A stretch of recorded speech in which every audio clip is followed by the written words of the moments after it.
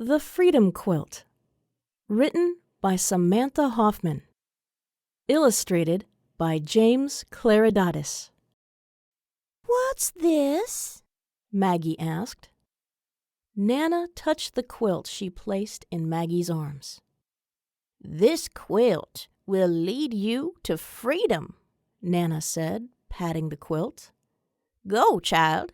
Give it to your mama. Run." Maggie did as told. She ran as quietly and as fast as she could. Mama saw her coming.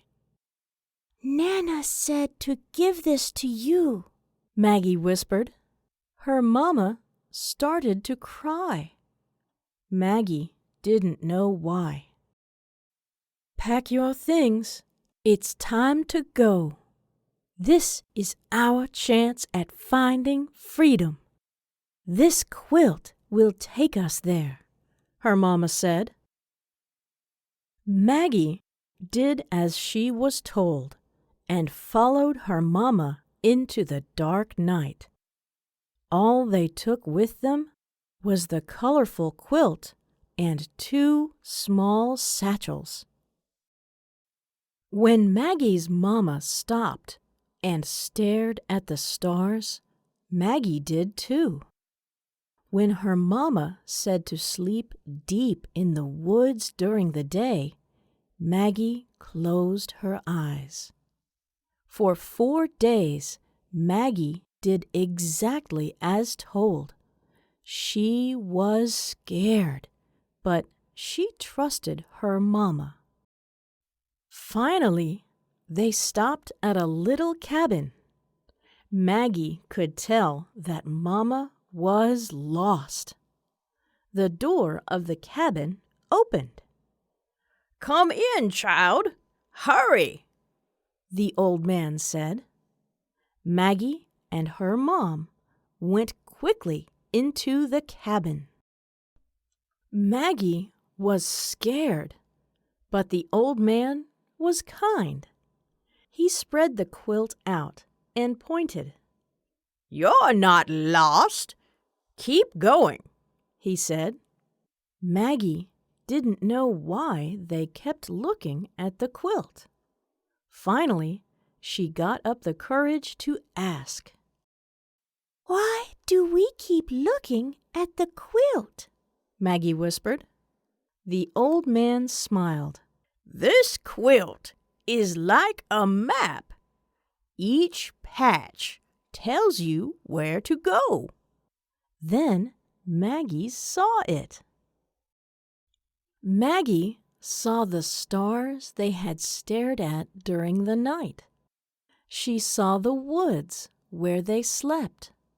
She saw the river they had crossed and the hills they had climbed. She saw the cabin where the old man lived. The old man tapped the last patch on the quilt. On the patch was a little white house on a hill. "This house here is your last stop. You've got another day ahead of you," he said. Maggie didn't think they could run another night. She and her mama were so tired.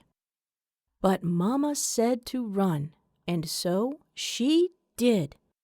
There was no turning back and nowhere else to go. Just one stop left. It was early morning when they saw the little white house on the hill. Mama put one hand over her mouth. She clutched Maggie's hand with the other. Holding back tears, Mama knocked on the door.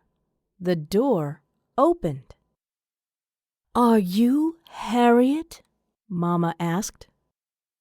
"Yes, I am. Come inside. You are safe," Harriet said with a wide smile. "And you are finally free." Harriet Tubman was an African American abolitionist during the American Civil War. She was born into slavery. Harriet later escaped and is said to have helped guide 70 enslaved families to freedom. Think about it. Why do you think the author keeps saying that Maggie is scared in the story? How is the quilt used in the story? What does it mean to be free?